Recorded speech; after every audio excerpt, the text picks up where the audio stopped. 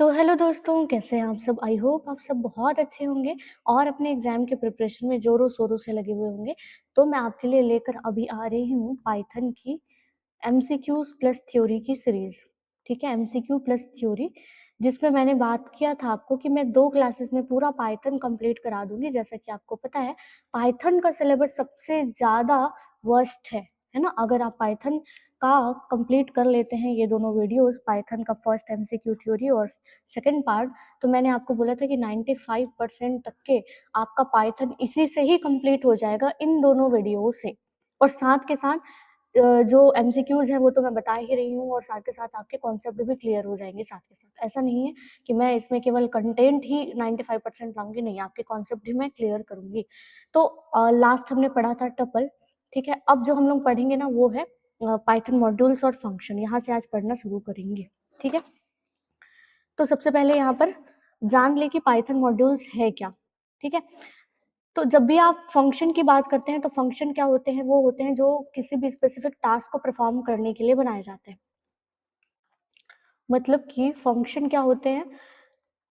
Block of code होते हैं जो किसी भी स्पेसिफिक टास्क को परफॉर्म करते हैं, ब्लॉक ऑफ कोड होते हैं। देखिए, फंक्शन जो होते हैं वो 3 तरह के होते हैं। पहला जो होता है वो होता है बिल्ट इन फंक्शन।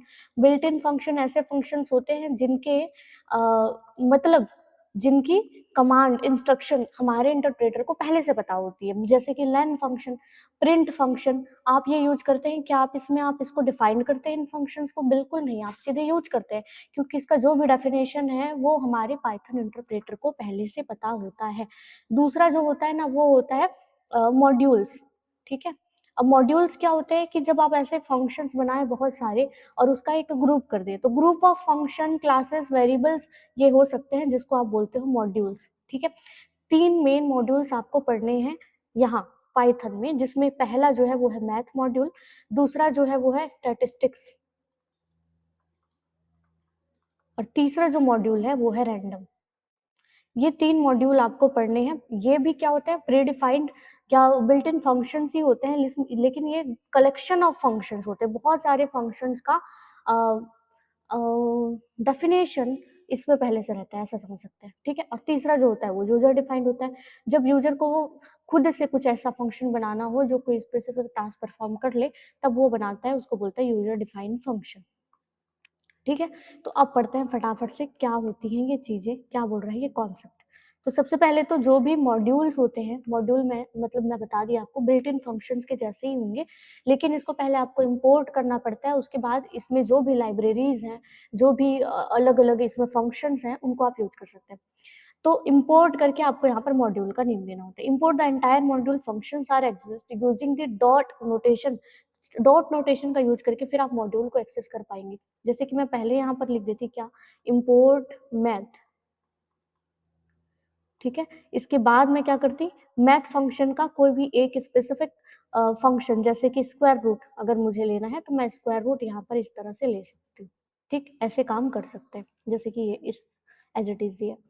नेक्स्ट, अगर आप चाहें तो एलाइज़ के जैसे भी यूज़ कर सकते हैं, ठीक है? आप इस तरह से एज़ एम कर दिए, तो यहाँ पर उसके बाद एम डॉट स्क्वायर रूट भी कर सकते हैं आपको अगर आप कुछ देना चाहते हैं इस तरह से, ठीक है? और फ्रॉम मॉड्यूल का यूज़ करके आप फंक्शंस के मॉड्यूल्स के फंक्शन को एक्सेस कर सकते हैं। उसके लिए आपको इम्पोर्ट करने की ज़रूरत नहीं पड़ती दोस्तों, सीधे आप क्या कर सकते हो, फ्रॉम मैथ इम्पोर्ट पाई ऐसे करना है, तो ये क्या होगा, मेमोरी में केवल उस स्पेसिफिक अ, फंक्शन को जिसको अभी आप यूज़ करना चाहते हैं उसके लिए बस वो मेमोरी एलोकेट करेगा। अगर आप मैथ को इम्पोर्ट करोगे तो मैथ फंक्शंस के अंदर जितने भी फंक्शंस हैं उन सभी के लिए एक साथ मेमोरी एलोकेट हो जाता है। पर फ्रॉम का यूज़ करोगे तो किसी भी स्पेसिफिक फंक्शन को डायरेक्टली आप यूज़ कर पाओगे इस तरह से, ठीक है? ये देखो मैंने यहाँ पाई को इम्पोर्ट किया और पाई को मैं यूज़ कर ली, ठीक है? तो मैथ मॉड्यूल में अगर हम बात करें तो क्या-क्या फंक्शंस होते हैं, तो पहला होता है पाई। जब आपको पता है कि पाई की वैल्यू क्या होती है 3.14, जब आपको एरिया निकालना है, मान लो जैसे आप क्या करना चाह रहे हो, सर्कल का एरिया निकालना चाह रहे हो जो कि होता है पाई आर स्क्वायर, तब यहाँ पर आपको पाई की ज़रूरत पड़ती है। तब यहाँ पर आप इम्पोर्ट कर सकते हो मैथ को और पाई को यूज़ कर सकते हो इस तरह से, मैथ इंटू पाई करके आप इंटू रेडियस कर सकते हो इस तरह से, ठीक है? आर इक्वल टू कुछ पहले से देके। सेल जो है ये क्या करता है, फंक्शन का जो अपर बाउंड है उसको आपको बताएगा। जैसे कि आप 4.2 करोगे तो ये जो 4.2 है वो किसके बीच में है? 4 और 5 के बीच में, है ना? 4 और 5 के बीच में, तो इसलिए यहाँ पर आंसर अपर बाउंड का आता है, ये आ गया। और फ्लोर जो है ये क्या कर देता है? लोअर बाउंड को देता है, उस नंबर का लोअर बाउंड क्या हो जाएगा? 4। और पावर फंक्शन क्या करेगा? पावर दे देगा, मतलब पावर में जैसे एक्सपोनेंट का यूज होता था वैसे ही आपको 2 इनपुट देना है इसमें, पहला x और दूसरा y। इस तरह से अगर देंगे यहाँ पर 2 और 3, तो ये 2 to the power 3 equal to 8 हो जाएगा। लेकिन याद रखिए ये क्या करेगा? आपको फ्लोट वैल्यू देगा, वैसे ही जैसे पाई भी आपको फ्लोट वैल्यू में ही आंसर दे रहा है ना, क्योंकि इसकी वैल्यू तो फिक्स है। लेकिन ये जो है ये इंटीजर वैल्यूज रिटर्न करेंगे, आपको ये याद रखना पड़ेगा। इसके बाद स्क्वायर रूट में आप चाहे इसमें एक इंटीजर नंबर दो, चाहे आप फ्लोट नंबर दो, आपको स्क्वायर रूट हमेशा फ्लोट में ही दिखेगा, ठीक है? वैसे ही अगर आप absolute F A B S करते हो तो ये भी एब्सोल्यूट वैल्यू मतलब पॉजिटिव वैल्यू देता है, लेकिन ये आपको फिर से फ्लोट में ही देगा आंसर। उसके बाद में ट्रिग्नोमेट्रिक के आते हैं 3, साइन, कॉस, टेन। लेकिन आपको याद रखना पड़ेगा कि ये जो है ना रेडियन पे काम करते हैं, तो सबसे पहले आपको डिग्री को, जैसे आप 90 डिग्री निकालना चाहते हैं तो डिग्री को आपको रेडियन में बदलना पड़ेगा। रेडियन में बदलना मतलब आप उसको रेडियन फंक्शन के अंदर रख लो, उसके बाद जो वैल्यू आएगी उसको आपको इसके अंदर में देना है, ठीक? मैं आपको करके दिखाऊंगी क्वेश्चंस के साथ में। इसके बाद होता है रैंडम मॉड्यूल। रैंडम मॉड्यूल में 3 चीजें होती है, पहला होता है रैंडम, दूसरा होता है रैंडम रैंड इंट और तीसरा होता है रैंड रेंज, ठीक है? ये 3 होते हैं। ये रैंडम क्या करता है ना, 0.0 से लेकर 0.9 तक की कोई भी वैल्यू आपको रैंडमली दे देगा। जब भी इसको रन करेंगे, जितने बार रन करेंगे, हर बार आपको वैल्यूज अलग-अलग मिलेंगे। रैंड इंट क्या करता है? आपको 2 वैल्यूज देना पड़ता है, और ए और बी। मान लो मैं 1 और 6 दे दी ना, तो ये क्या करेगा? 1 से 6 तक के, और इंक्लूडिंग 6 और 1 ना, रेंज के जैसे काम नहीं करेगा। इंक्लूडिंग 1 और 6 इसके बीच में कुछ ना कुछ आपको नंबर दे देगा, या तो 1 दे देगा, कभी 2 दे देगा, कभी 3 दे देगा, 4, कभी 5, कभी 6, इस तरह से आपको दे देगा, ठीक है? Integer number.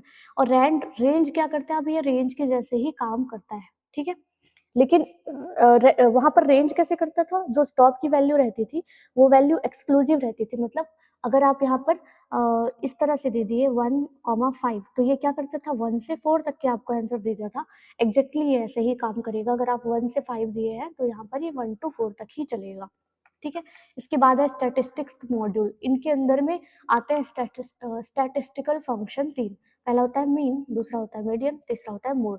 जो मीन होता है वो एवरेज को काउंट करता है, ठीक है? ये आपको याद रखना पड़ेगा। जो मीडियन है, मीडियन क्या बताता है कि मिडिल की वैल्यू क्या है, ठीक है? मिडिल वैल्यूज को बताता है। और तीसरा होता है मोड। मोड क्या बताता है कि कौन सा नंबर सबसे ज्यादा बार रिपीट हुआ है, ठीक? जैसे इसमें से सबसे ज्यादा 2 आया है तो इसका आंसर 2 हो जाएगा। इन तीनों का अगर मीडियन निकालना चाहेंगे तो 3 मीड में है। इन तीनों का एवरेज निकालना चाहेंगे तो 6 डिवाइडेड बाई 3, ठीक है? नंबर्स जो होते हैं उनको सम कर देते हैं और उतने नंबर से उसको डिवाइड कर देता है, तो यहाँ पर आंसर आ जाएगा 2। तो इस तरह से होते हैं ये मॉड्यूल्स। इन्हीं के बारे में ही पढ़ेंगे, तीनों मॉड्यूल्स के काम और नाम। बस आपको ये अच्छे से याद रखना है तो मॉड्यूल आपसे बन जाएगा। तो पहला तो मॉड्यूल क्या होता है, हम बेसिक टू एडवांस चलेंगे, आपको पता है मेरा मेथड।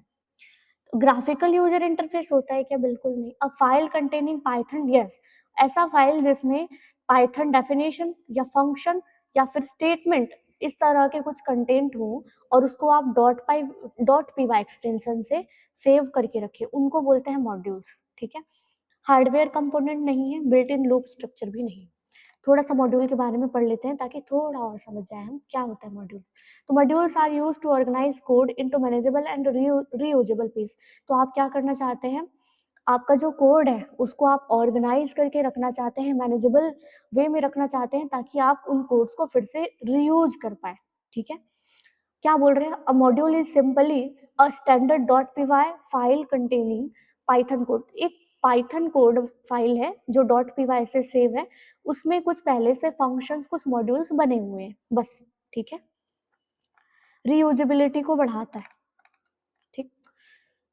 अब यहाँ पर बताओ, which statement correctly import the square root function from the math module so that it can be use directly, ताकि हम पाई का यूज डायरेक्टली यूज कर पाए। डायरेक्टली यूज करने के लिए आपको क्या करना पड़ेगा?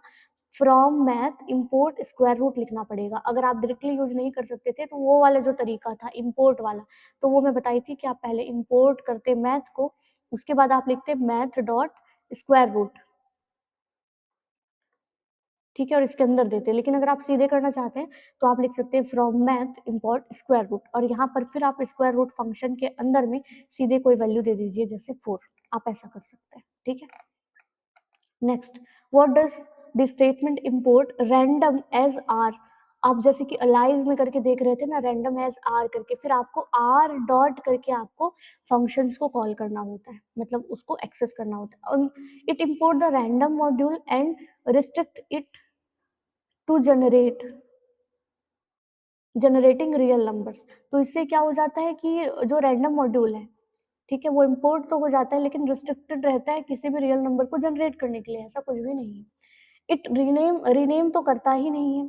It import the random module, हाँ पहले आप इम्पोर्ट करोगे, इम्पोर्ट रैंडम एज आर कियो and create an alias R, और यहाँ पर आर जो है ये अलाइज क्रिएट हो गया है, जिसका यूज करके आप एक्सेस कर पाएंगे। जैसे मैं यहाँ पर ये लिखती ना ये लाइन, इसके बाद अगर मुझे रेंट इंट को अगर यहाँ से लेना है तो मुझे लिखना पड़ता केवल आर डॉट रेंट इंट करके, मैं यहाँ पर जो भी वैल्यूज है वो पास कर देती इस तरह से। ठीक है, इस तरह से काम करते हैं, सिंटैक्स एरर नहीं आएगा, आप कर सकते हैं ऐसा। Next, what error is raised if you attempt to import a module that does not exist in the Python library. तो आपने कुछ ऐसा इंपोर्ट किया है जो पहले से पाइथन लाइब्रेरी में नहीं बना है, तो उसके लिए फिर आ जाता है मॉड्यूल नॉट फाउंड एरर। ठीक है, ये याद रख सकते हैं। नेक्स्ट, कंसीडर द स्टेटमेंट, ये करो फ्रॉम मैथ इंपोर्ट, अगर आप इस तरह से कर देते हो तो ये एस्ट्रिक का मतलब क्या होता है, it import all the math function except the constant like pi, कि केवल पाई को छोड़ के सबको देगा क्या, नहीं। It import all public function, जितने भी पब्लिक फंक्शन है उन सभी को इम्पोर्ट करेगा, and variables defined in the math module into the current name space, और जो भी यहाँ पर मैथ मॉड्यूल के लिए वेरिएबल डिफाइंड होंगे उन सभी को नेम स्पेस में ला के रख देगा। बिल्कुल यही काम करता है। अगर आप ऐसा करोगे तो जितने भी पहले से अलग अलग वेरिएबल्स बने हुए हैं, जैसे कि अभी हमने देखा था ना स्क्वायर रूट, पावर, ठीक है, एफ, एबीएस, ये सभी जो वेरिएबल है वो सभी क्या हो जाएंगे, करेंटली नेम स्पेस में कहीं पर जाके स्टोर हो जाएंगे। ठीक है, तो यही इसका आंसर हो जाएगा। अब नेक्स्ट देखते हैं, what will be exact output of, अगर आप ये करेंगे मैथ डॉट पावर, तो 3 टू द पावर 9 नहीं होगा, 9.0 होगा, ये याद रखना। ठीक है, क्योंकि ये फ्लोट में आंसर देता है, ज्यादातर जो मैथ फंक्शन है वो फ्लोट में आंसर देगा, लेकिन जहां पर फ्लोट पॉसिबल नहीं है केवल फ्लोट में, वहां पर नहीं देगा आंसर। ये याद रख सकते हैं आप, ये आपके लिए काम आएगा। ठीक है, नेक्स्ट क्वेश्चन यहाँ पर बोल रहा है कि what will be the output of math, ये। ठीक है, पहले तो यहाँ पर देखो ये पॉजिटिव नंबर है नेगेटिव नंबर है, तो -3.4 जो है, -3.4 कहाँ से कहाँ तक के जाएगा, तो ये -3 से -4 के बीच में जाएगा, लेकिन इसका जो हाईएस्ट अपर बाउंड जो होगा वो ये हो जाएगा अपर बाउंड, क्योंकि minus value, -3 is greater than -4, सीधी बात, -3 इज ग्रेटर देन -4, और ये जो है इसका लोअर बाउंड हो जाएगा। तो अब इसका सीलिंग वैल्यू निकालोगे तो ये आएगा -3, और फ्लोर वैल्यू निकालोगे तो -4 आएगा। ठीक है, ये आंसर। नेक्स्ट, बोला which of the following is the correct way to utilize the pi constant from the math module. तो हमको क्या करना है, बस मैथ डॉट पाई करना है, फंक्शन नहीं, मैथ डॉट पाई। ठीक है, तो ये हो जाएगा।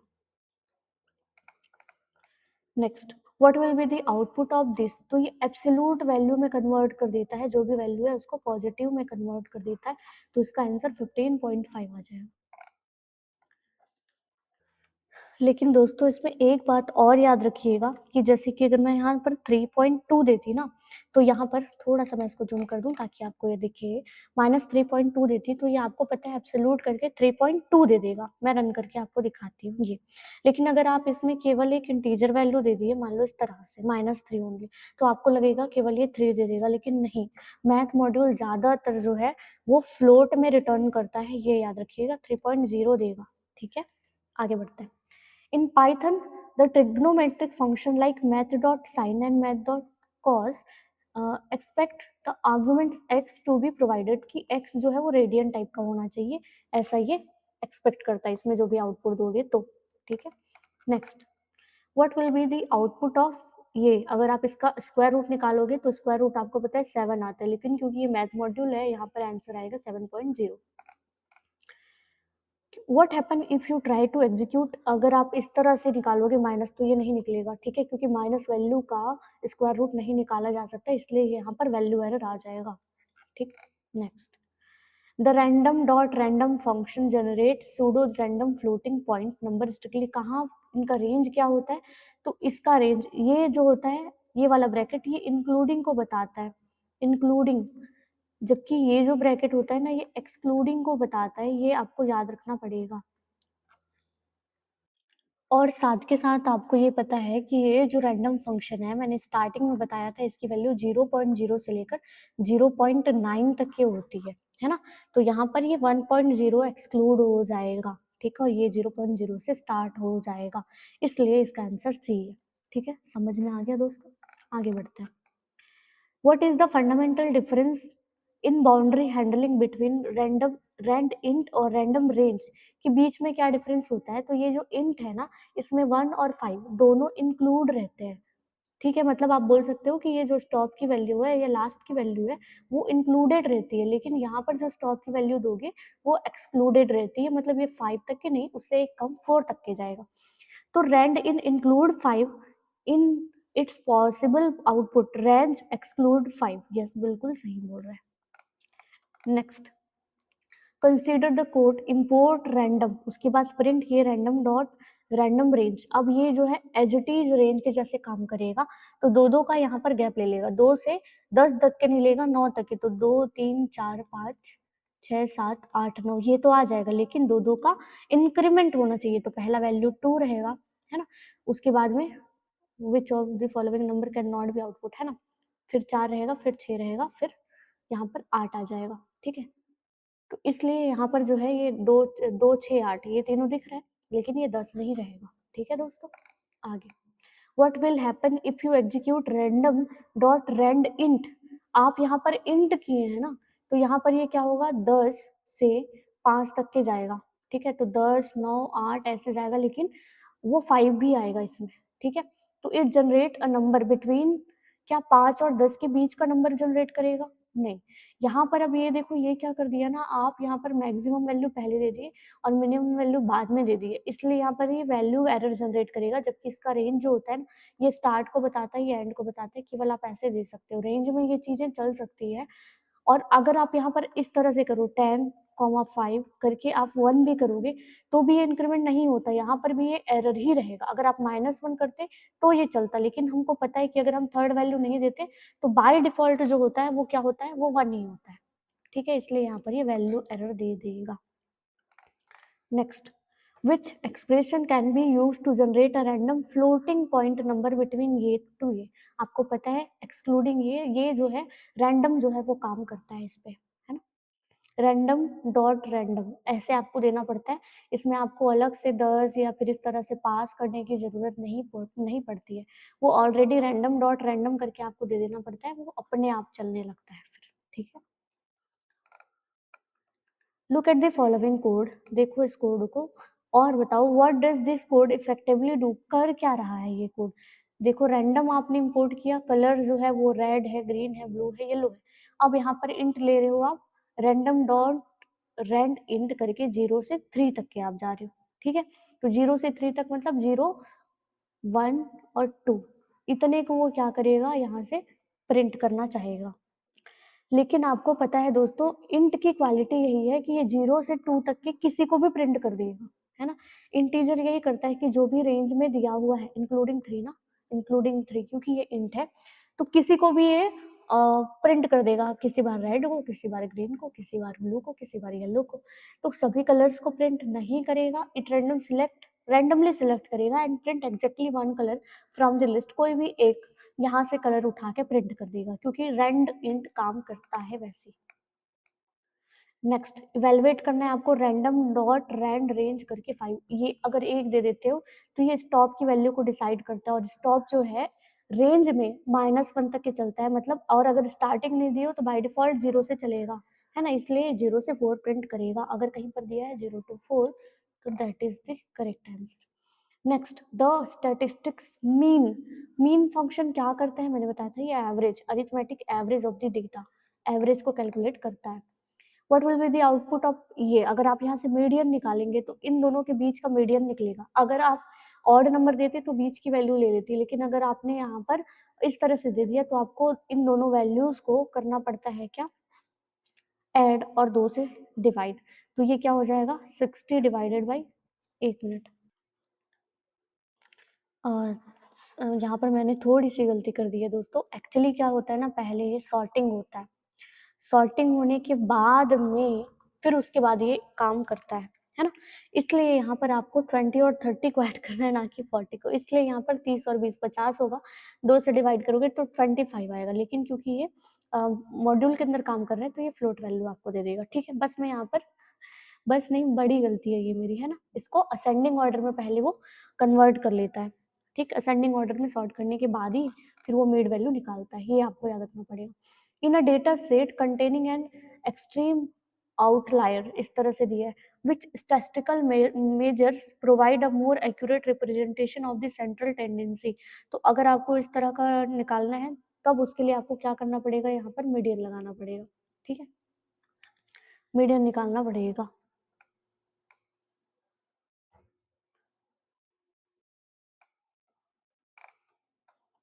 नेक्स्ट इसका बताओ, मोड निकालोगे तो सबसे ज्यादा कौन रिपीट हो रहा है, यहाँ पर 3 रिपीट हो रहा है, तो आंसर यहाँ 3 हो जाएगा। अब यहाँ पर बताओ, in older version of Python ये what happened if a data set had two equally frequent item. ठीक है, बायोमॉडल डेटा जिसको बोलते हैं, बाई मॉडल डेटा, मतलब कि दो सेम डेटा सेट हैं इस तरह का, तब अगर आप मोड निकालते इस तरह से तब क्या होता। ठीक है, तो वहां पर क्या कर देता था वो, स्टैटिस्टिक्स एरर दे देता था। ठीक है, जब आप मॉड निकालते थे तब। लेकिन यहाँ पर ऐसा नहीं होगा, ये तो यहाँ पर एवरेज कैलकुलेट करके आपको आंसर दे देता। ठीक है, यहाँ पर ये स्टैटिस्टिक्स एरर दे देता पहले वाले वर्जन में, लेकिन अभी में ऐसा नहीं होता। Next, which of the following module does not come pre installed in Python. कौन सा नहीं है, तो मैथ होता है, रैंडम होता है, स्टैटिस्टिक्स होता है, पांडाज नहीं। ठीक है, प्री इंस्टॉल नहीं, आपको इंस्टॉल करना पड़ता है। What will be the output of the following code, क्या आएगा, इंपोर्ट कर दिए मैथ एज एम। अब आप एम डॉट फ्लोर निकाल रहे हैं। ठीक है, इसकी फ्लोर वैल्यू जो होगी वो क्या निकलेगी दोस्तों, आपको पता है ये फिर 5 और 6 के बीच में है, तो इसकी फ्लोर वैल्यू हो जाएगी 5, और इसकी सीलिंग वैल्यू जो है 2 और 3 के बीच में है, यहाँ की वैल्यू हो जाएगी 3, तो 5 + 3 हो जाएगा 8। नेक्स्ट बोल रहे if you use from math import power. ठीक है, which of the following is the correct way to call. तो यहाँ पर आपको क्या करना पड़ेगा, पावर फंक्शन को सीधे आप कॉल कर सकते हो। ठीक है, पावर फंक्शन को आपको कॉल करना है, लेकिन इस तरह से पावर के अंदर केवल 2 वैल्यू दे देना है, that's it. Next, what will be the output of math dot square root. पहले तो आप ब्रैकेट के अंदर का फंक्शंस को यहाँ पर चलाओगे तो 4 to the power 2 equal to 4 4 जो 16.0 आ जाएगा। ठीक है, अब इसका जब आप स्क्वायर रूट निकालोगे तो ये 4.0 का स्क्वायर रूट है। ठीक, next, consider the execution of import statistics as st कर दिया, st डॉट, तो which line of code will successfully find the average of this. तो इन टपल का एवरेज निकालने के लिए आपको क्या करना पड़ेगा, मीन लगाना पड़ेगा, और वो भी क्या, st डॉट मीन करके अंदर में पास कर देना t। कहाँ पर किया है देख लो, st डॉट मीन करके t।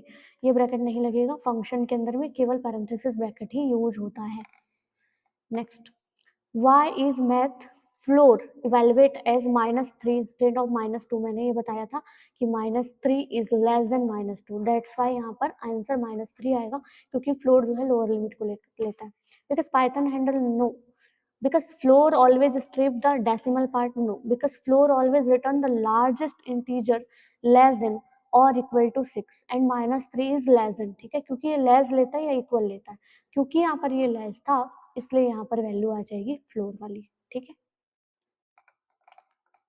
अब यहाँ पर हम लोग पाइथन फंक्शंस पे आ जाते हैं। ठीक, तो जैसे कि मैंने आपको पहले बताया था कि पाइथन के फंक्शन 3 तरह के होते हैं, पहला बिल्ट इन फंक्शन, दूसरा मॉड्यूल फंक्शन, तीसरा user defined. Built in functions क्या होते हैं, ये प्री डिफाइंड फंक्शन होते हैं जो हमेशा पाइथन की स्टैंडर्ड लाइब्रेरी के अंदर अवेलेबल होते हैं। ठीक है, जैसे len type, print input. Module function वो होते हैं जो प्री डिफाइंड फंक्शन होते तो हैं लेकिन किसी एक एक्सटर्नल फाइल्स के अंदर होते हैं। ठीक है, इसलिए उस फाइल को आपको इंपोर्ट करने की जरूरत पड़ती है। जैसे मैंने यहाँ पर मैथ को इंपोर्ट किया, उसके बाद मैं ये ले सकती हूँ। यूजर डिफाइंड फंक्शन वे होते हैं जो यूजर क्रिएट करता है अपने स्पेसिफिक टास्क को परफॉर्म करने के लिए, ठीक है, डेफ कीवर्ड का यूज करते हैं। कैसे डिफाइन करना है, कैसे कॉल करना है, तो सबसे तीन चीजें होती है। पहला तो फंक्शन का हेडर होता है, उसके बाद फिर आप क्या होता है उसका स्टेटमेंट होता है, बॉडी होता है फंक्शन बॉडी, उसके बाद होता है फंक्शन कॉलिंग, ठीक है, तीन पार्ट होते हैं फंक्शन के। फंक्शन हेडर मतलब जहां फंक्शन बनाते हैं, और अगर आपको चाहिए तो आप उसके अंदर पैरेंथेसिस के अंदर पैरामीटर पास करते हैं।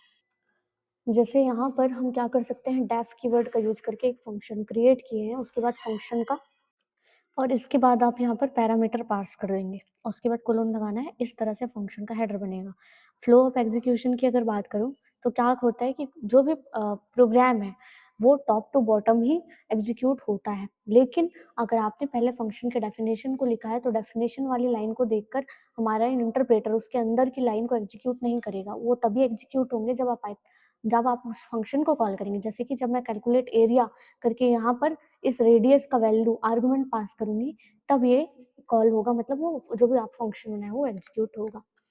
अब इसके बाद आप आते हैं पैरामीटर और आर्ग्यूमेंट। बस आप इतना याद रखिए कि फंक्शन हेडर के अंदर में जो भी वैल्यू आप पास करते हैं वो होता है पैरामीटर, ठीक है। जैसे अभी मैं फंक्शन बना रही थी डेफ ऐड करके, इसके अंदर में जो वैल्यू पास करी ये होता है पैरामीटर, ठीक। इसका काम क्या होता है, variable defined in the function header that receive data. Argument से जो भी डेटा जो आता है उसको रिसीव करने का काम करता है ये। दूसरा होता है आर्गुमेंट्स, ये होता है actual, the actual data value pass during the function. Function की कॉलिंग के टाइम में, जैसे ऐड करके मैं कॉल कर रही हूँ, उस टाइम में जो वैल्यू दूंगी 10 और 20, ये यहाँ पर हो जाएंगे क्या, आर्ग्यूमेंट्स। अब ये जो आर्ग्यूमेंट्स होते हैं ये डिफरेंट डिफरेंट टाइप के होते हैं। जैसे कि पहला पोजिशनल आर्ग्यूमेंट्स होता है। पोजिशनल आर्ग्यूमेंट्स मतलब कि argument passed in the exact same order as the parameter. Parameter में जैसे आपने वैल्यू पास किया है वैसे ही आप सेम ऑर्डर में जब चीजें पास करें तो उसको बोलते हैं पोजिशनल आर्ग्यूमेंट्स, ठीक है। दूसरा होता है default parameter. Default parameter, parameter assigned a default value in the header. आप पैरामीटर को डिफॉल्ट वैल्यू पहले ही दे दी। जब मैं बना रही थी फंक्शन उसी टाइम में मैं यहाँ पर पहली वैल्यू दे दी कि मैसेज इक्वल टू हेलो, ठीक है। तो must follow non default parameter, तो याद रखिए चाहे पहले तो ये नॉन डिफॉल्ट पैरामीटर रहेगा, उसके बाद ये डिफॉल्ट पैरामीटर रहेगा, बीच में भी नहीं रह सकता। ये चीजें मैं आपको कराऊंगी, जैसे कि आप नेम पहले रखे, उसके बाद मैसेज रखे, मैसेज इक्वल टू हेलो रख लिए, इसके बाद आप यहाँ पर फिर से लिखे वाई, इस तरह से अगर आप बना दिए तो ये गलत है, इस तरह से नहीं हो सकता। तो नॉन डिफॉल्ट पैरामीटर पहले आएंगे, जैसे पहले नेम आता फिर एज आता, उसके बाद ही ये डिफॉल्ट वाले पैरामीटर आएंगे, ये आपको याद रखना पड़ेगा। उसके बाद है keyword argument, passing argument using the parameter name, order does not matter. आप सीधा ही क्या कर रहे हैं, इस तरह से फंक्शन के कॉलिंग के टाइम में पैरामीटर भी दे दिए और उसका आर्ग्यूमेंट्स भी साथ में, मतलब वैल्यू और वेरिएबल एक साथ दे दिए, तो उसको बोलते हैं कीवर्ड आर्ग्यूमेंट, ठीक है। अब यहाँ पर रिटर्निंग वैल्यू कैसे पाइथन में वैल्यूज रिटर्न होती हैं, तो अगर आप रिटर्न स्टेटमेंट का यूज करते हैं तो ये क्या होता है, जो भी फंक्शन में एग्जीक्यूशन होता है वो एग्जीक्यूशन कर लेता है और जहां पर फंक्शन कॉल हुआ था ना उसको पास कर देता है, ठीक। नेक्स्ट होता है मल्टीपल रिटर्न भी आप कर सकते हैं, जैसे रिटर्न ए कॉमा बी, तो उसके बाद ये क्या करेगा, it automatically pack them into a tuple, इसको टपल में पैक करके एक साथ आपको दे देगा। उसके बाद होता है वॉइड फंक्शन, अगर आप कोई भी रिटर्न टाइप नहीं देते हैं तो ये वॉइड टाइप का होता है, ठीक है। अब इसके बाद वेरिएबल के स्कोप को पढ़ते हैं, तो वेरिएबल स्कोपिंग होता है दो, पहला तो होता है लोकल, दूसरा होता है ग्लोबल।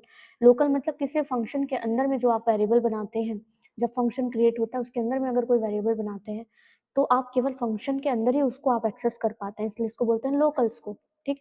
लेकिन ग्लोबल स्कोप क्या होता है कि जब आप फंक्शन के बाहर कोई वैल्यूज कोई वेरिएबल बनाते हैं और उस फंक्शन का यूज आप पूरे प्रोग्राम में कर सकते हैं, कहीं भी किसी भी फंक्शन के अंदर किसी भी फंक्शन के बाहर, इसको बोलते हैं ग्लोबल, ठीक है।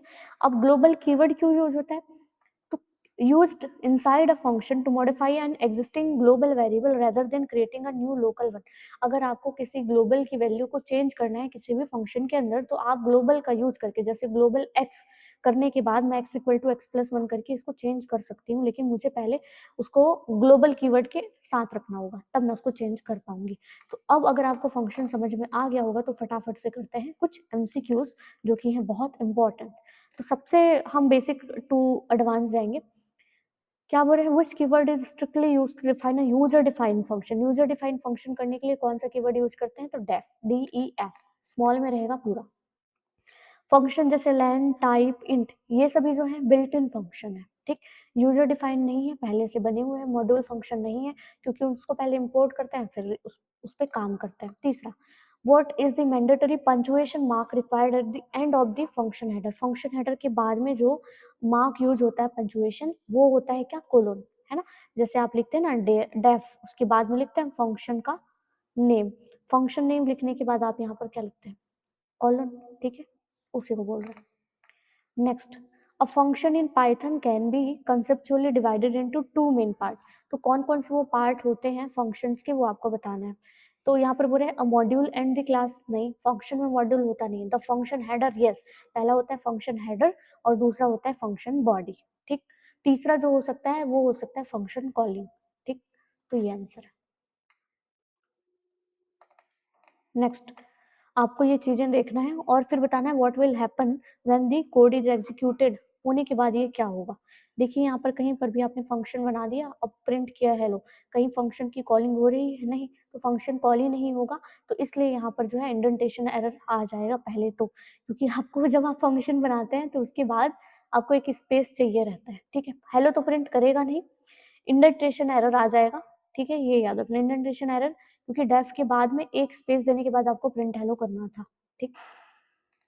नेक्स्ट, कि variable defined inside the parenthesis of function header, function header में पैरेंथेसिस के अंदर जो रखते हैं उसको आप क्या बोलते हैं, पैरामीटर, ठीक है, फॉर्मल पैरामीटर बोलते हैं उसको, ठीक। Next, which of the following function header is syntactically correct, कौन सा एकदम सही है ये बताना। तो पहले आप नॉन डिफॉल्ट के बाद में, पहले डिफॉल्ट पैरामीटर के बाद में नॉन डिफॉल्ट नहीं रख सकते। नॉन डिफॉल्ट मतलब जिसकी वैल्यू आप अभी नहीं देना चाहते हैं वो, ठीक। तो यहाँ पर ये सही लग रहा है, डेफ करके डिस्प्ले कर दिए हैं, फिर नेम करके, हाँ बिल्कुल सही है ये। यहाँ पर आप क्या कर दिए, दोनों में वैल्यूज दे दिए जो कि सही है, ठीक है। इस तरह से नहीं देंगे कि पहली वैल्यू देने के बाद बिना वैल्यू वाले को नहीं रख सकते, इसलिए इसका आंसर डी हो जाएगा। नेक्स्ट, यहाँ पर बताना है कि आउटपुट क्या आएगा। आप यहाँ पर क्या कर रहे हो, हाँ पहले नॉन डिफॉल्ट है, फिर डिफॉल्ट है, चल जाएगा, ठीक है। रिटर्न कर रहे हो ए प्लस बी प्लस सी, ठीक है। इसके बाद आप यहाँ पर क्या कर रहे हो, इसको जैसे ही कॉल करोगे तो यहाँ पर कैल्क कॉल कर रहे हो, लेकिन यहाँ पर आप क्या कर रहे हो, दो वैल्यूज दे रहे हो। तो पहली वाली वैल्यू जो है वो 2 है, दूसरी वाली सी इक्वल टू, मतलब समझ गया कि ए की वैल्यू 2 रहेगी, बी की वैल्यू तो आपने 10 पहले से दे दिया।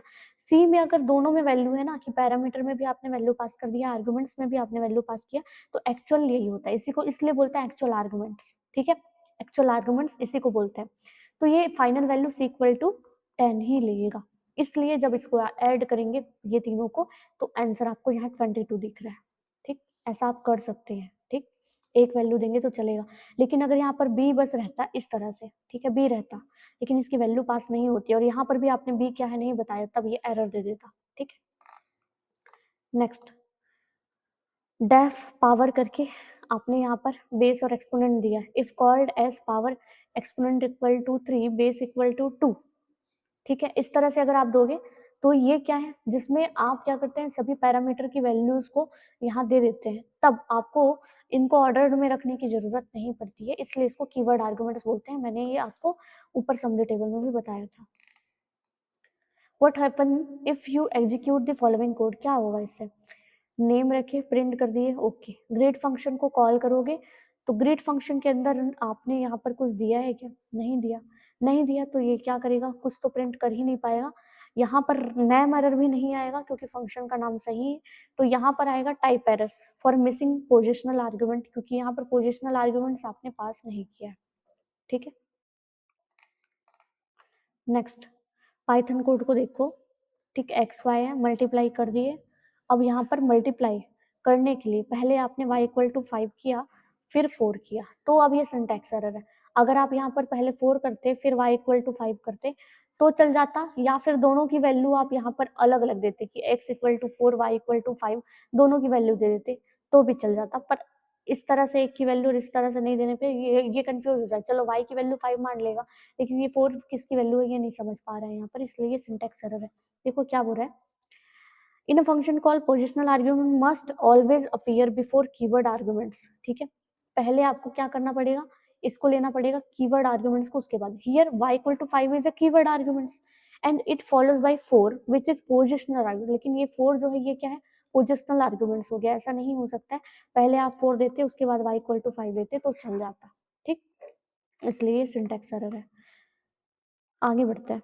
यहाँ पर एक अच्छा क्वेश्चन दिया है कि इसका आउटपुट क्या आएगा। आपने एक गेट डेटा नाम का फंक्शन बनाया है, रिटर्न टाइम 2030 किया, गेट डेटा को आपने सीधे कॉल कर दिया क्योंकि यहाँ आर्ग्यूमेंट्स नहीं था, आपने कुछ नहीं दिया, बिल्कुल ठीक है, और यहाँ पर वेरिएबल भी नहीं है। तो अब जो है ये 10, 20, 30 रिटर्न हमेशा टपल पास करता है, इसलिए जब आप रिटर्न की टाइप यहाँ पर पता करने की कोशिश करेंगे, रिजल्ट की टाइप पता करने की कोशिश करेंगे, तो इसकी टाइप होगी टपल। ये आप याद रख सकते हैं, मुझे लगता है ये अच्छा क्वेश्चन है। अब यहाँ पर फ्लो ऑफ कंट्रोल से एक क्वेश्चन है कि इसको एग्जीक्यूट करके बताओ कि कैसे ये एग्जीक्यूट होगा, क्या सीक्वेंस रहेगा। पहले आपने ए बनाया, ठीक है, कुछ स्टेटमेंट रख दिए, उसके बाद आपने बी बनाया, बी के अंदर स्टेटमेंट रख दिए, ठीक है। अब क्या ये पहले कॉल होगा? बिल्कुल नहीं, क्योंकि यहाँ पर फंक्शन की डेफिनेशन है, डेफिनेशन के अंदर का कोड को तो इंटरप्रेटर रन नहीं करेगा जब तक कि उसकी कॉलिंग ना मिले।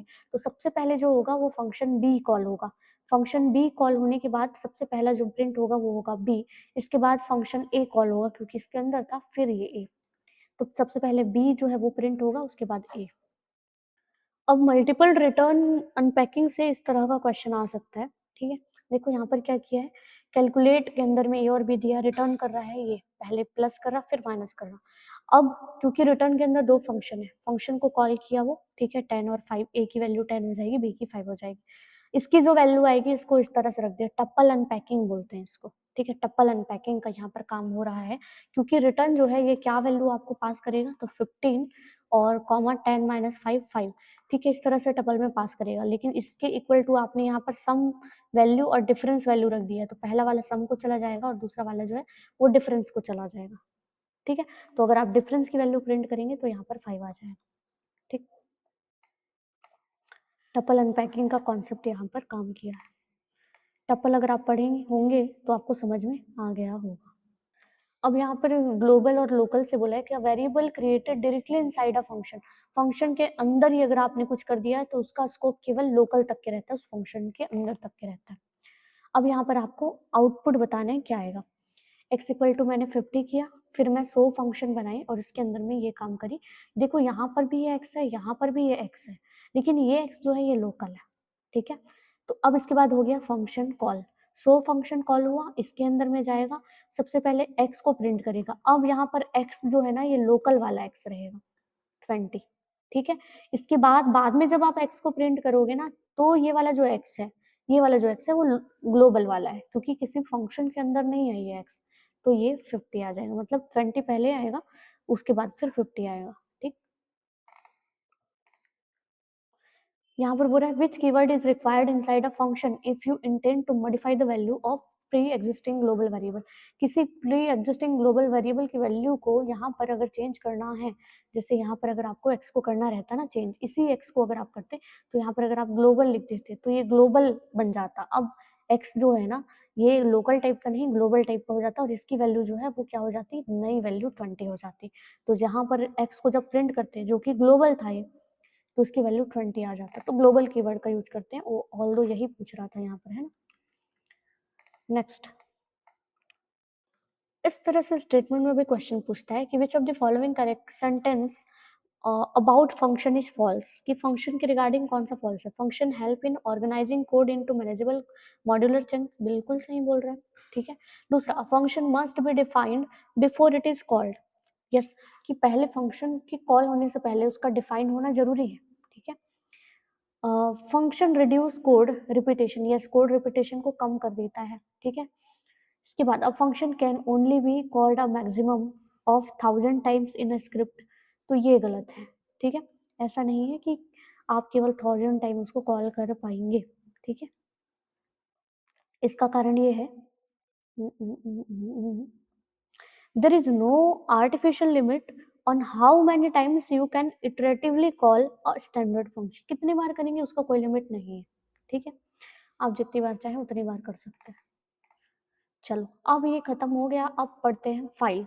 फाइल बहुत इंपॉर्टेंट है, ठीक है, दोनों तरह से। ये एमसीक्यू के लिए भी इंपॉर्टेंट है और उतना ही डिस्क्रिप्टिव के लिए भी। तो अगर फाइल बोलें तो फाइल होता क्या है, जब भी आप डेटा को परमानेंटली स्टोर करके रखना चाहते हैं तो फाइल का यूज करते हैं। और इन फाइल्स में किसी भी डेटा को स्टोर करने के लिए, डिलीट करने के लिए, उसको एक्सेस करने के लिए, रीड राइट जो भी आप करते हैं फाइल में जो ऑपरेशन होता है, रीड करना है, राइट करना है, अपेंड करना है कोई डेटा, फाइल को क्लोज करना है, ओपन करना है, तो उन सभी के लिए होता है जो मेथड, उसको बोलते हैं फाइल हैंडलिंग, ठीक है। चलो, तो फाइल कितने टाइप के हैं, मेनली तीन। पहला तो टेक्स्ट फाइल, दूसरा बाइनरी और तीसरा सीएसवी। सीएसवी फाइल जो है वो भी टेक्स्ट फाइल ही होता है, वैसे मैं आपको बताऊं। टेक्स्ट फाइल क्या करता है, ये store data as readable characters, ASCII या यूनिकोड के फॉर्म में डेटा को स्टोर करता है। हर लाइन जो है, each line end with end of line character, ठीक है, हर एक लाइन एंड ऑफ लाइन के साथ में खत्म होता है, ये याद रखना एमसीक्यू के लिए। बाइनरी फाइल की और इसको अगर आप ओपन करेंगे किसी भी टेक्स्ट एडिटर में तो आपको चीजें दिखाई देने लगेंगी जैसी वो हैं। लेकिन बाइनरी फाइल में जो भी डेटा रहता है वो जिस फॉर्मेट में मेमोरी में वो डेटा स्टोर है ना, उसी फॉर्म में वो दिखता है, ठीक है, 0 और 1 के फॉर्म में, समझ गए। इसमें एंड ऑफ लाइन ट्रांसलेशन नहीं होता है। और अगर आप इसको टेक्स्ट एडिटर में खोलोगे तो यहाँ पर आपको गार्बेज वैल्यू दिखाई देगी, कुछ भी समझ नहीं आएगा। सीएसवी का फुल फॉर्म याद रखना, comma separated value. A plain text file use to store tabular data, जो भी आपका टेबुलर डेटा है लाइक स्प्रेडशीट वगैरह, उसको टेक्स्ट के फॉर्मेट में अगर आपको स्टोर करना है तब उसके लिए सीएसवी फाइल यूज होता है। CSV file is nothing but text file. चलो नेक्स्ट, अगर हम लोग पाथ की बात करें, कैसे आप पाथ दे सकते हैं, तो आप दो तरह से दे सकते हैं, एब्सोल्यूट पाथ और रिलेटिव पाथ। अगर आप अभी उसी डायरेक्टरी में है जहां पर आपका पाइथन सेव है, समझ गए, डायरेक्ट डायरेक्टरी में, डायरेक्टली वही वाला डायरेक्टरी में है जहां पर अभी करेंटली वर्किंग डायरेक्टरी जिसको बोलते हैं, है ना, करेंटली वर्किंग डायरेक्टरी जिसको बोलते हैं, जिस पर अभी काम कर रहे हैं, जिस पर आप फाइल उसी में बनाना चाहते हैं तो उसको बोलते हैं रिलेटिव पाथ। तब आपको पूरा पाथ देने की जरूरत नहीं पड़ती, केवल आप फाइल का नाम दे सकते हैं। लेकिन आपके पाइथन का प्रोग्राम कहीं और है, ठीक है, और आप अभी कहीं दूसरे फाइल में बनाना चाह रहे हैं, दूसरे फोल्डर में टेक्स्ट फाइल बनाना चाह रहे हैं, तब उसके लिए आपको एब्सोल्यूट पाथ देना पड़ेगा, मतलब रूट डायरेक्टरी देना पड़ेगा। आपको पूरा उस फोल्डर से, डिस्क से लेकर पूरे फाइल तक का पूरा पाथ देना पड़ेगा, इसको बोलते हैं एब्सोल्यूट पाथ, ठीक। अब उसके बाद कुछ मेथड्स पढ़े तो वो होता है opening and closing file. Open करने के लिए आपको सबसे पहले तो फाइल का नेम देना पड़ता है, उसके बाद में आप मोड दे सकते हो। लेकिन अगर आप इस तरह से ओपन करना चाहो, देखो दो तरह से कर सकते हो कि आप एक ऑब्जेक्ट का नाम बता दिए एफ, इसके बाद ओपन करके आप इस तरह से यहाँ पर फाइल का नाम रख दिए और यहाँ पर जो भी मोड है वो, ऐसा भी कर सकते हो, ठीक है। लेकिन इससे डेटा अपने मतलब जो भी फाइल है वो क्लोज नहीं हो पाएगा, और मान लो करप्ट हो जाता है आपके ऑपरेशन के दौरान तो वो जो है वो करप्ट ही हो जाएगा डेटा, ठीक है, सेव नहीं रहेगा। लेकिन विद स्टेटमेंट का यूज करोगे कैसे, विद स्टेटमेंट चलाने का तरीका बहुत ही आसान है, ठीक है। बस आप सामने में लिख देते हो विथ ओपन करके, और सामने जो फाइल ऑब्जेक्ट बनाए थे जिसमें आप डेटा को स्टोर करोगे, अभी जो भी ऑपरेशन होगा वहां पर आप उसको, या फिर बोल सकते हो ये जो ऑब्जेक्ट है ना, एज करके आपको एफ देना पड़ता है, ये जो फाइल ऑब्जेक्ट है ना वो डिस्क और यहाँ पर जो फाइल अभी बनेगा, जो भी फाइल में ऑपरेशन होगा, उनके बीच में लिंक क्रिएट करता है, ऐसा समझ सकते हो, ठीक है। इसके बाद क्लोज मेथड लगाने के लिए सीधा आप फाइल डॉट क्लोज कर दो, फाइल का जो भी मतलब ऑब्जेक्ट जैसे ऐप बनाए हो ऐप डॉट क्लोज कर दो, क्लोज हो जाएगा। अब अगर मैं टेक्स्ट मोड की बात बताऊं तो कौन कौन से होते हैं, अगर आपको रीड करना है आर मोड में खोलो, केवल रीड कर ले। अगर आपको रीड और राइट करना है तो आर प्लस में खोलो। केवल आपको राइट करना है डब्ल्यू, आपको रीड और राइट दोनों करना है तब आप डब्ल्यू प्लस में। उसके बाद होता है अगर आपको डेटा को क्या करना है, अपेंड करना है, आगे कुछ जोड़ना है तो ए में।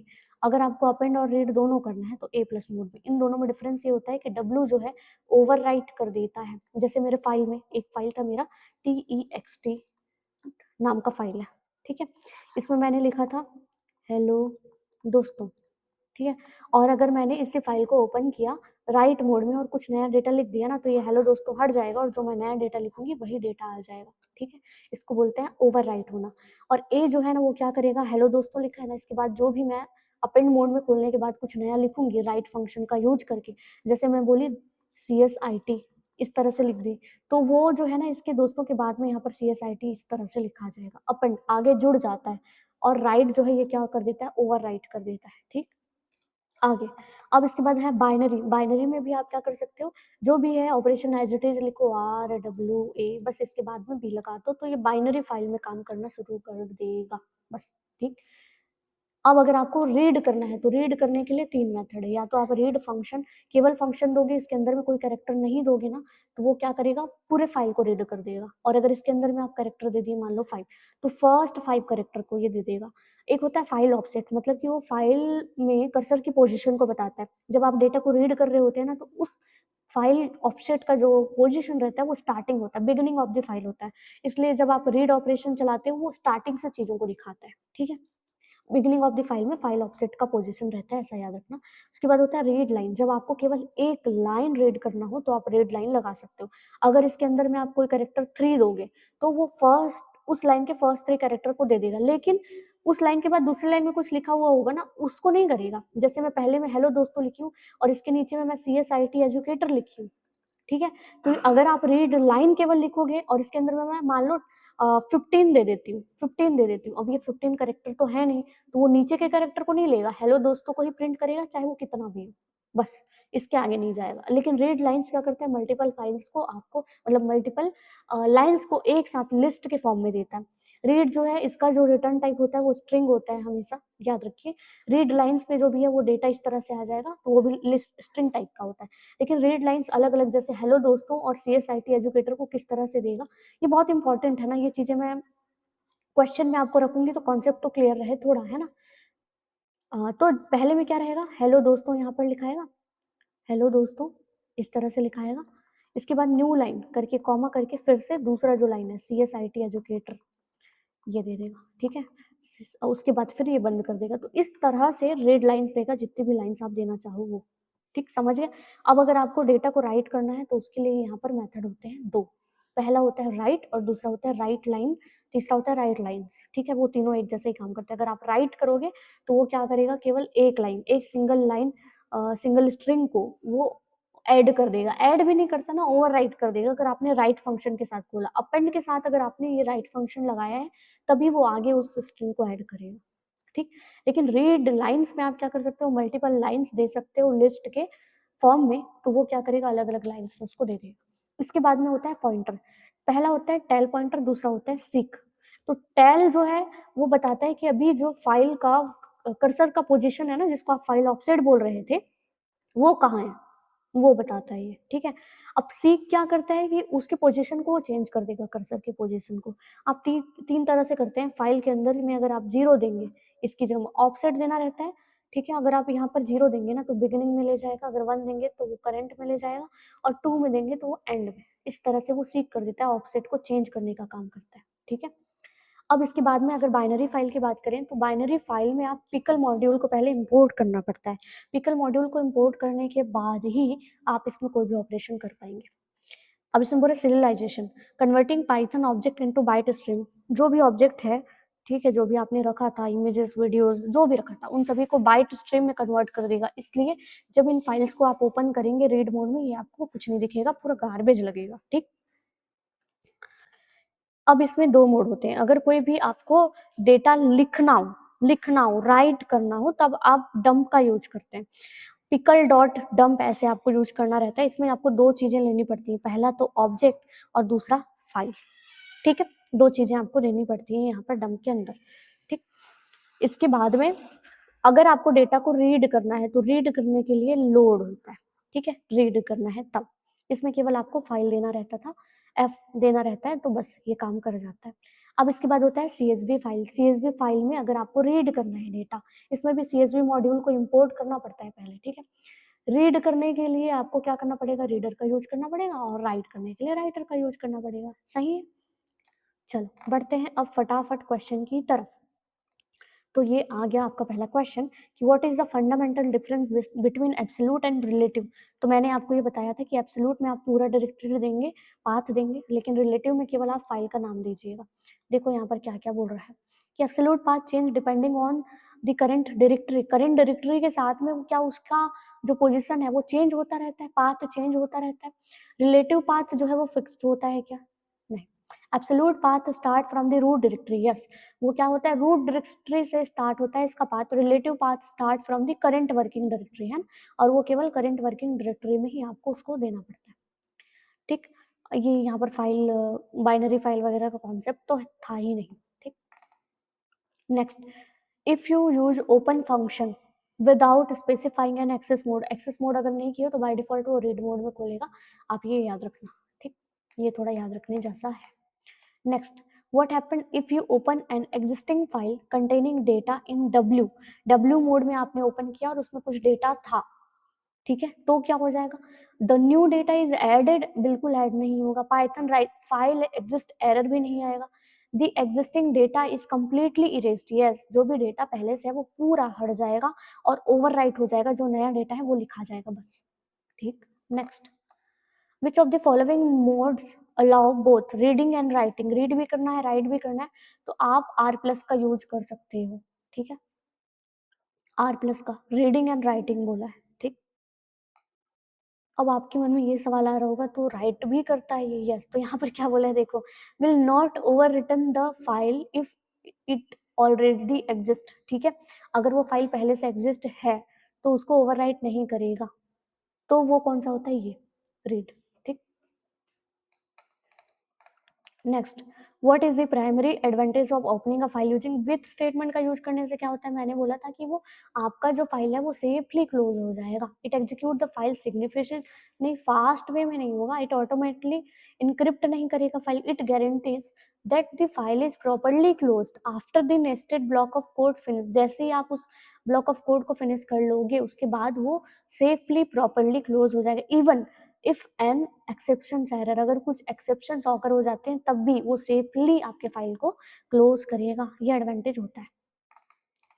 Next, which file handling method return the entire remaining content of the file as a single string, पूरे को सिंगल स्ट्रिंग के फॉर्म में दे देता है, वो होता है read function.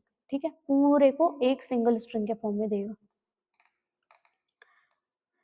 What data type is returned by the read line, जो है वो लिस्ट करता है, मैंने आपको बताया था लिस्ट ऑफ स्ट्रिंग्स, स्ट्रिंग्स होते हैं लेकिन वो लिस्ट के अंदर होते हैं, कॉमा से सेपरेटेड होते हैं। अगर आप एफ डॉट राइट करके हेलो कर दिए मतलब कि आप हेलो को राइट करना चाहते हैं, ठीक है, तो does this method automatically add new line character at the end, क्या वो लास्ट में न्यू लाइन का कैरेक्टर खुद से ऐड कर देगा क्या, तो नहीं, it write exactly what is pass to it and nothing more, केवल जो इसके अंदर आपने पास किया है केवल वही काम करेगा, खुद से वो एंड लाइन कैरेक्टर वगैरह या समथिंग कुछ भी नहीं करेगा। ठीक,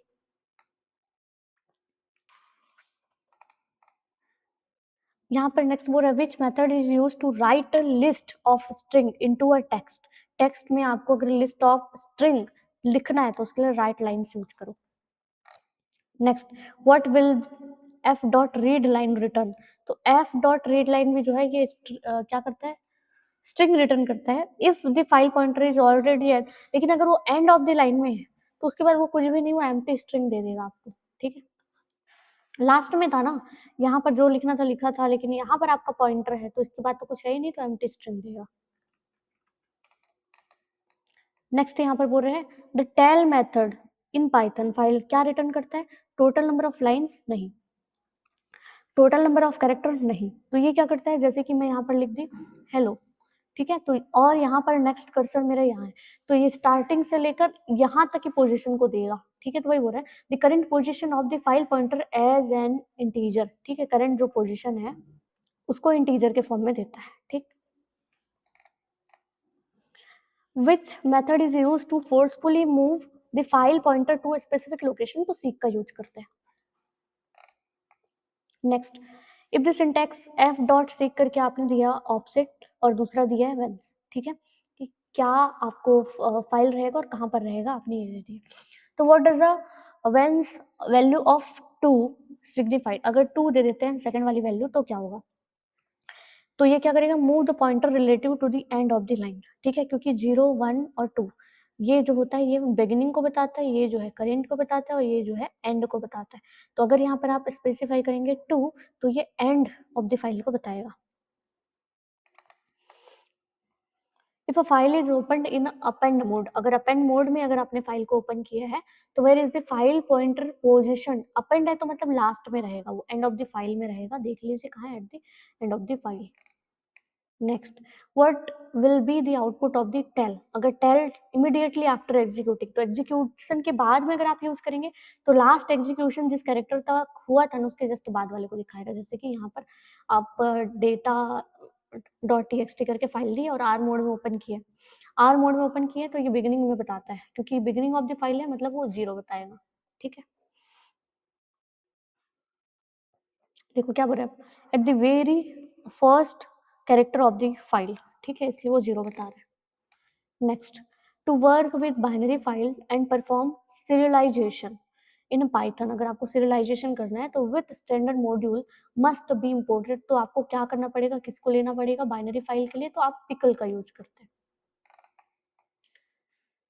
नेक्स्ट बोल रहा है which pickle method is use to write करना है तो आपको डंप करना पड़ेगा। ठीक है, डंप तो करना पड़ेगा, एक ही दिया है डंप, बस इसमें पहला आप ऑब्जेक्ट देते हैं और दूसरा फाइल देते हैं। ठीक है, वही मतलब पहला डेटा रहेगा, दूसरा ऑब्जेक्ट एफ जो भी है। When opening a file to read binary data, तो आपको क्या करना पड़ेगा वहां पर बाइनरी डेटा, इसलिए आर बी, बी आर नहीं आर बी, पहले ऑपरेशन रहेगा फिर बाइनरी रहेगा। पिकल डॉट लोड मेथड करोगे तो ये क्या कर देगा फाइल को, read one object at a time, what exception is arised when it reaches the end of the binary file and tries to read again, last में है मान लो यहाँ पर फाइल के, अब इसके बाद फिर से कुछ और रीड करना चाह रहा है तो यहाँ पर ये आ जाएगा एंड ऑफ फाइल एरर। ठीक, next, what is the process of retrieving a serialised byte stream, retrieve करना है इसको binary file and converting into back into useful Python object. ठीक है, उसको हम लोग बोल देते हैं अनपिकलिंग। पिकलिंग मतलब क्या होता है कि जो भी आपका ऑब्जेक्ट है उसको आप बाइट में कन्वर्ट करना चाहते थे, अब ये क्या कर रहा है ऑब्जेक्ट फाइल को, बाइनरी फाइल को and converting it back into, फिर से ऑब्जेक्ट फाइल में कन्वर्ट कर रहा है फिर से, तो मतलब बाइट में था वो बाइनरी फाइल है तो बाइट में था, ऑब्जेक्ट में कर रहे हैं तो उसको बोलते हैं अनपिकलिंग, इसको बोलते हैं पिकलिंग। ठीक है, तो ये हो जाएगा अनपिकलिंग। अब सीएसवी में देखते हैं व्हाट डज द, इसका मतलब होता है कि comma separated value, to read data from CSV, read करना है तो आपको क्या लगाना पड़ेगा reader, CSV dot reader fine. और अगर आपको क्या करना है यहाँ पर, when write a single row of data, एक रो अगर आपको यहाँ पर करना है सीएसवी फाइल में तो आपको यहाँ पर राइटर मेथड का यूज, राइट रो, एक सिंगल रो के राइट रो का यूज करना पड़ेगा, राइटर रो, राइट रो ये। ठीक है,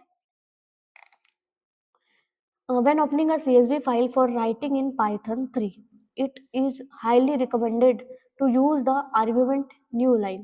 ठीक है, तो आपको लास्ट में न्यू लाइन इक्वल टू ये लिखना पड़ता है जब भी आप सिंटैक्स इसका लिखते हैं तब। ठीक है, ओपन करते हैं तब, तो ये करने की जरूरत क्यों पड़ती है, तो to prevent the insertion of blank alternate row, कि कुछ और जो ब्लैंक रो है वो ना आ जाए, इंसर्ट ना हो जाए डेटा रोज के बीच में, तो उसके लिए आपको क्या करना पड़ता है यहाँ पर इक्वल टू करना पड़ता है, न्यू लाइन इक्वल टू ये देना पड़ता है।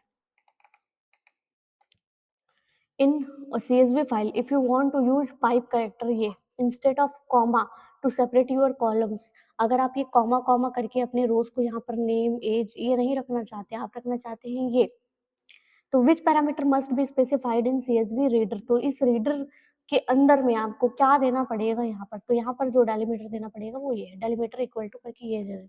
ठीक, next, when updating a specific record in binary file, update करना है रिकॉर्ड को, why it is necessary to open file in, तो आर बी प्लस मोड में क्यों आपको करना पड़ता है, आर प्लस जो होता है रीड एंड राइट के लिए होता था, है ना, तो इस मोड में आप क्यों करते हैं फाइल को अपडेट करने के लिए, तो इसका रीजन ये है कि बिकॉज डब्ल्यू b mode would erase the entire file, क्योंकि अपडेट नहीं करेगा, इरेज कर देगा जो भी पहले लिखा था। ए बी मोड अगर आप करोगे तो ये अलाउ नहीं करता कि आप रीड कर पाओ, फिर आप केवल अपेंड कर पाओगे। अगर आर प्लस करोगे ना तभी ये अलाउ करेगा कि आप रीड भी करो रिकॉर्ड को, ठीक है, और उसके बाद आप राइट भी कर सकते हो, वहां पर अपडेट भी कर सकते हो। ठीक, अब देखो यहाँ पर ये क्या किया है, अपेंड मोड में खोला है, आपको पता चला ये क्या है, टेक्स्ट फाइल है क्योंकि यहाँ बी नहीं लिखा था। ठीक है, CSV नहीं है क्योंकि यहाँ पर CSV जैसा कुछ नहीं दिया है। ठीक, does not exist in the directory, what will happen, ठीक है? ये जो है log.txt जो फाइल दी हो वो डायरेक्टरी में है नहीं, तो ये आपको दे देगा क्या? अगर आपने अपेंड मोड में दिया है ना तो एक नया बना देगा वो, ठीक? तो Python will automatically create a new file empty file named करके log.txt करके एक नया फाइल बना देगा जो कि एम्प्टी रहेगा। Next, what is a file handle? File handle क्या है? द फिजिकल नेम नहीं, फिजिकल नेम नहीं, इंटीजर रिप्रेजेंटेशन होता है क्या? नहीं। An object return by the open function, open function जो रिटर्न करता है वो ऑब्जेक्ट होता है दैट सर्व एज लिंक और reference to manipulate the file, जो क्या करता है लिंक या रेफरेंस की तरह काम करता है किसी भी रियल फाइल में मैनिपुलेशन के लिए। आप इस तरह से लिखते हैं, ठीक है? जो कि कोई टेक्स्ट नहीं है, ये फाइल ऑब्जेक्ट जो हैंडल करेगा, फाइल हैंडलिंग का काम। अब यहाँ पर आप बना रहे हैं देखो CSV फाइल, ठीक है? Directory into text file using ये f.write स्टूडेंट कर रहे हो, मतलब कि यहाँ पर आप CSV नहीं बना रहे हो, केवल आप यहाँ पर एक डिक्शनरी पास कर रहे हो। तो यहाँ पर क्या आ जाएगा? यहाँ पर टाइप एरर आ जाएगा, क्योंकि राइट फंक्शन के अंदर आप क्या कर सकते हैं? स्ट्रिंग को केवल आप दे सकते हैं, यहाँ पर आप डिक्शनरी नहीं दे सकते हैं, ठीक? अब यहाँ पर बताओ कि क्या होगा? मतलब कौन सा क्या बोल रहे हैं? Correctly load data from a pickle file data dot dat and print it until the file is completely read, ठीक है? पूरे डेटा को रीड करना है। लोड फंक्शन काम वही करता है, किसमें करेक्ट है ये बताना है। देखो पहले में क्या किया, विथ करके ओपन किया, ठीक है? फाइल का नाम दिया, आरबी में खोला, रीड करना था, बिल्कुल सही, एज करके एफ दे दिया। फाइल ट्रू, जब ये ट्रू हो जाएगा तब आपको ट्राई करना है print pickle dot load F, ठीक है? पिकल डॉट लोड करके आपको ये फाइल का ऑब्जेक्ट दे देना है, तो ये क्या हो जाएगा? जो भी डेटा था यहाँ पर वो आ जाएगा। अगर ये नहीं है, मतलब ये फाइल नहीं है, अगर ये फाइल होगा तो ये होगा। इस नाम का फाइल नहीं बना है तो ये क्या कर देगा? End of line EOF error दे देगा और यहाँ से ये निकल जाएगा बाहर। हाँ, बिल्कुल सही है, ठीक है? दूसरे वाले में क्या कर दिया है यहाँ पर? पिकल डॉट रीड कर दिया, पिकल के साथ रीड यूज होता नहीं है। पिकल डॉट रीड के बाद इस तरह से ये सब होता नहीं है, ठीक है? Pickle dot dump, dump right करने के लिए होता है, ठीक है? रीड करने के लिए लोड यूज होता है, तो ये जो है ये करेक्ट है, ठीक है? तो ये आपका जो है पूरा पाइथन मैंने खत्म कर दिया है। इसमें डिक्शनरी बस बच गया, मुझे ऐसा लग रहा है कि मैं डिक्शनरी का क्वेश्चन नहीं ला पाई, है ना? बीच में डिक्शनरी का जो चैप्टर है वो ही मेरे से नहीं हो पाया, ऐसा लग रहा है। तो आप डिक्शनरी को अपने से पढ़ लीजिएगा, बाकी तो सारा चीज़ मैंने यहाँ पर पढ़ा दिया है। दोस्तों अगर आज का वीडियो आपको पसंद आया होगा तो ज़रूर से मेरे इस चैनल को सब्सक्राइब करिए, क्योंकि मैं आपके लिए ऐसे ही बेनिफिशियल वीडियोज़ लेकर आते रहूँगी। आप मुझे कमेंट में बताइए कि अब मैं आपके लिए क्या कर सकती हूँ, कि किस तरह का कंटेंट अभी मैं आपके लिए ला सकती हूँ, कि क्या आपको समरी टेबल चाहिए, एमसीक्यूज़ चाहिए, या फिर कुछ गाइडेंस या सजेशन या कुछ और चाहिए। तो ये चीज़ें आप मुझे बता दो कि क्या अब हम यहीं पर एंड करें या फिर मैं एमसीक्यूज़ और समरी टेबल की सीरीज़ लेकर आती रहूँ? कि एमसीक्यू और समरी टेबल्स की सीरीज़ लेकर आती रहूँ? मुझे कमेंट में ज़रूर बताएँ। धन्यवाद।